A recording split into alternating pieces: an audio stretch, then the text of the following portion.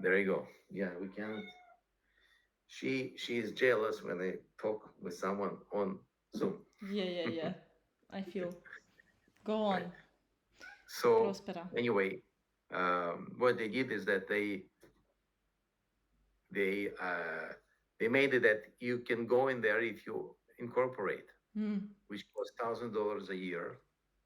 There are some legal requirements. You have to file paperwork. Obviously, no one's going to do that. Mm. But what it has created is created dissatisfaction from the locals. Yeah. Well, if you're trying to create a project, you need to take into account that you're not creating it on a place which is completely empty. That's not going to ever happen. You're going to have people who are living there already or nearby. And it's important if we learn the practice of Zionists, we can see that that was an important factor for them. Now, many people say, well, Zionists, did not respect the rights of Palestinians who live there. That's or Arabs. That's not true. And it's interesting that initially there was good rapport between the Jews and the Arabs. There is actually like written documentation for this. Mm. And things got worsened, and not because of the Zionists. It got worsened because of the mismanagement by the British administration of Palestine. And I have an article about this on the website. Okay, I see. But the important point here is that you can't start a country without considering the local population. You need to get that local population on board with whatever project you are doing. They need to want it, right? Otherwise, you're going to have um, either a physical resistance or some kind of civil war resistance, or you're going to just have your project fail, which is what happened with Prosper, because the country said this is against individual rights, and we're going to cancel all your special economic zone status.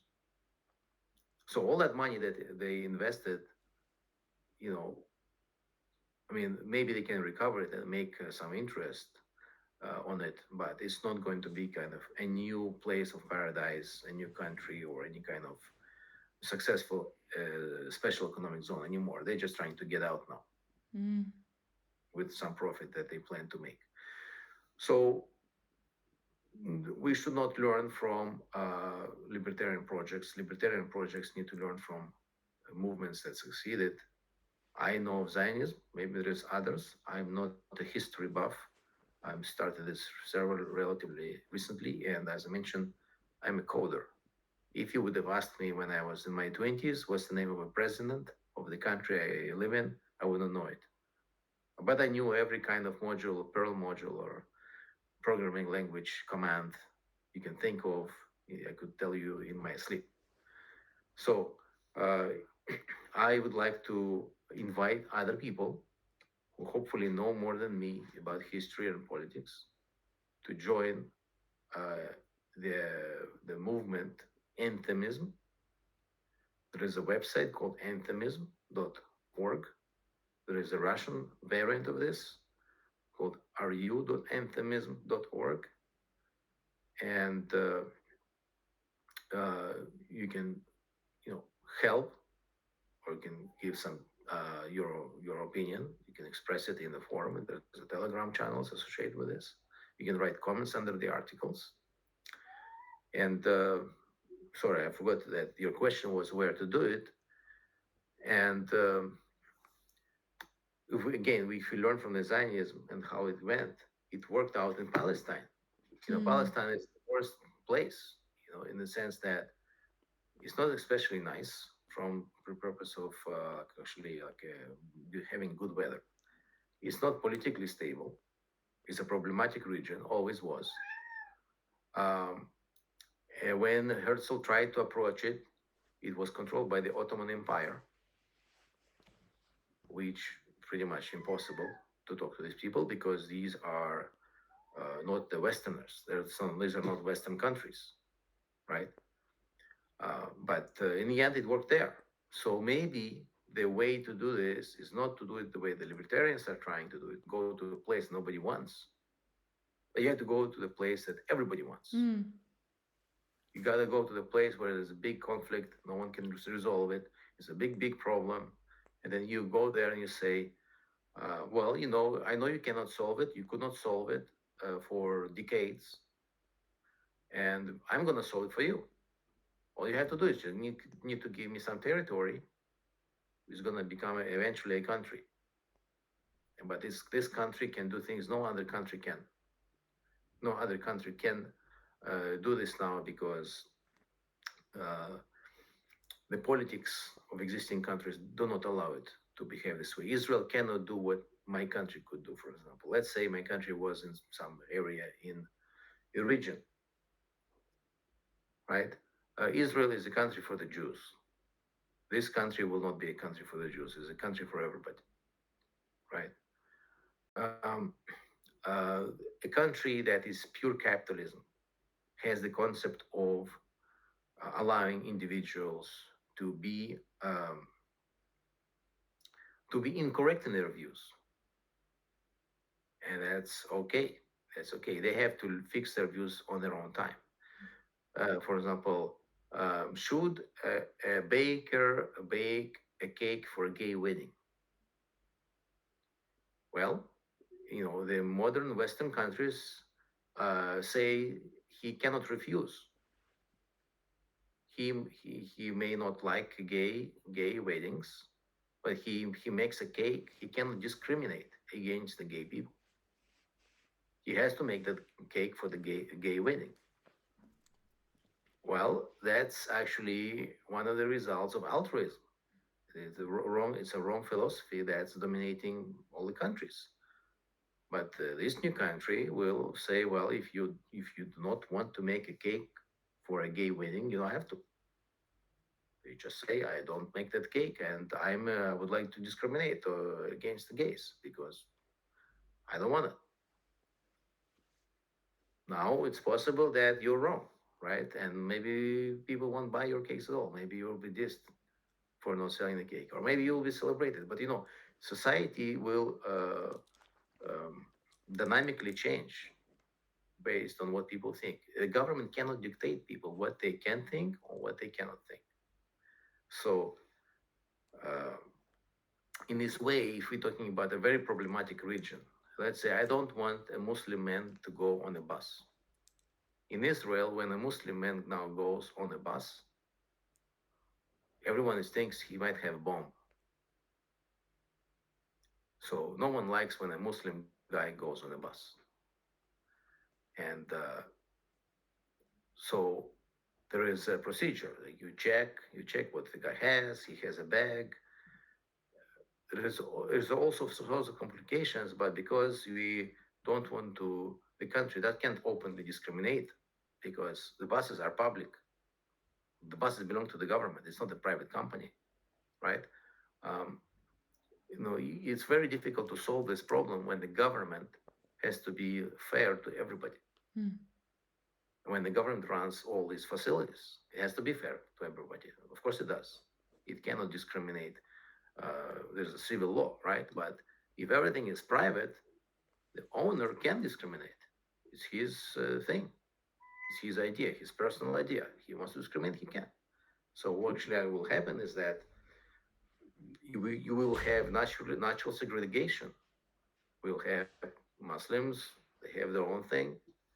The atheists will have their own thing. The Christians will have their own thing, and they will meet somewhere halfway by natural forces, kind of like it's happening in New York. If Yeah, any yeah. one of you live in New York, you've seen that you have an area of Poles, area of Jews, area of Dominicans, and they all meet in Manhattan when they go to work. And no one is forcing them to go back to their uh, territories where they live. That's their choice. That just happened by itself. Right. So that has to happen actually on the level of a country, but it can only happen when you have pure capitalism. If you have a system where the government is basically like a parent, a paternal government, as a parent that's trying to get everyone to play nice, it cannot happen. It's actually going to be worse. It always becomes worse. So that's why I think you have to go to tie back to the main point. You have to go to the problematic region. In that problematic region, you have to make an offer that no other country can make. You say you're gonna give me this territory. Of course, it's not gonna be from day one an independent country. It doesn't work like that. No one's first of all gonna give you like a guy from the street, or even if you have billions of dollars, won't give you a sovereignty. It will be a process. There will be some territory. You're gonna have to have people coming into that territory. You have to build your population. You need to show that this is actually working, and then people are observing this, and maybe they won't be against. First of all, it will be a protectorate. It won't be a sovereignty. It will be a protectorate. Protectorate means some other country is basically your protector. You are not officially an independent country. Mm-hmm. But within this setup, you mostly have all your rights to, as a government, to set your own rules. So you can have your capitalism and protectorate. And then after a while, when you have a significant population, then you say, okay, look, we have now 2 million people living here. You know, everyone is happy, it seems. They just like make this independent and official. And it's a process. Okay, it can take 10 years, 20 years, 30 years, but you know, at least it's visible within our own lifespan. If Yeah. we try to change this United States and it takes hundreds of years, I won't see it. My child won't see it. It could be just like a pie in the sky that we think, well, it will happen eventually. It might not happen for 1,000 years. The Dark Ages lasted for 1,000 years. If, for example, thanks for to Trump and the religious conservatives, the country will fall into theocracy. And you can't say it cannot be done. It was done for the Rome. You know, Rome became religious theocracy in a span of 200 years, and that lasted for 1,000 years. So if we have a very long-term plan, a very slow plan, I don't think we can actually know exactly when it's going to happen. It will happen eventually. Things always get better, but Yeah, yeah. not for us, not for our lifespan. And I'm very selfish. I don't want to uh, just know that, well, maybe some people living thousands later they will enjoy a better world. I want to enjoy it now, or at least my son. I want him, because probably by the time that we finish this project and we will have a functioning country, probably I'll be an old man. Mm.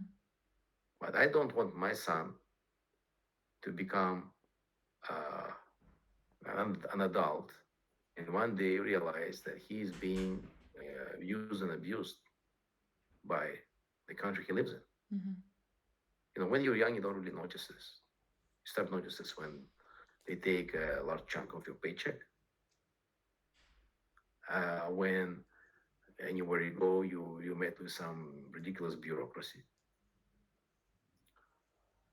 and you just become cynical in the end, Mm. and you start to play the game. You know, you think, well, I cannot beat them. I better join them, right? And then you start to cheat. You start to cheat here, cheat there, bribes. You know, if you get to higher businesses, you start doing these bribes. They're not called bribes; they're called fee, but it's really a bribe. So I think we have just 1 minute. I'll finish my speech. We have only a few years left until we are on pension. I am 47. Some of you are a little younger, but really it's maybe 20 years left of activity. And then in the beginning of our lives, we were figuring out how to make a living, how to make a salary, how to find our mate and have children. Well, for most of you, probably you figured that out already. Now, my call to you is that use the rest of your time wisely, right? Do something. You don't want to make a country, fine, but do something that you actually won't be ashamed of, that you wouldn't feel like you wasted your life going back when you're an old man. For me, I think the most important project here is you have to start a new country.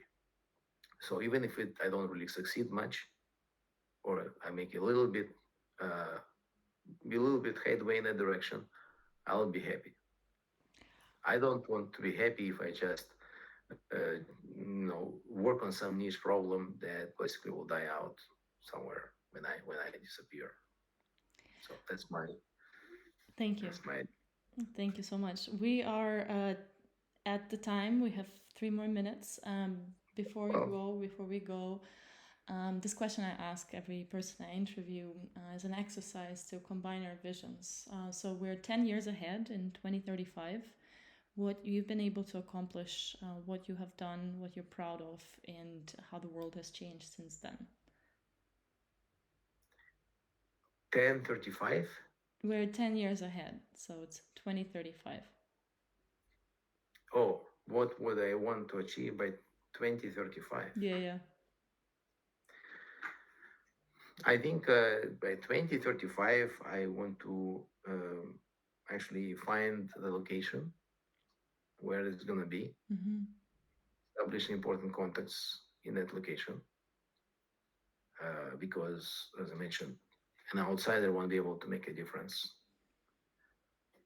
and that's a big challenge because that kind of networking. Actually, I didn't mention that. I think probably would have to be in an area that's conflicted, and most of these areas are places where people speak Russian. Interesting. Cool. So I would have to make people contacts with people who speak Russian in high places.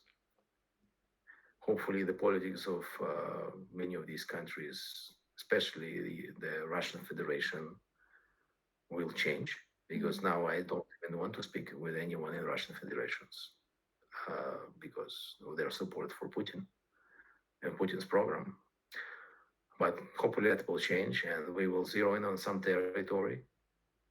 And I mean that it will be a territory we won't have to leave, like the case with Prosper and other cases like Freeport in the Bahamas, that you put a lot of effort into a place and then you have to leave that whole effort. Basically, it's a waste of your life.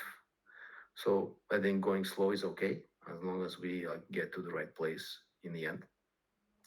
And also, I hope that I have more people who are actually on board with the project. And by the way, you do not need to be an objectivist to be for this, Mm-hmm. right? Natalia, you're not an objectivist, but whatever you like, whatever you want to do, you can do in this country, and you will be not impeded in any way, as long as people will join voluntary your collective or society Yeah, yeah. that you want to create. That's the idea. Capitalism allows you complete freedom. As long as it's not forced, it's complete freedom. Yes, yes. Thank you so much, Boris. It's very clear. Super, super clear the Well, way you I communicate. I did not expect to give a long speech. I thought you would interrupt me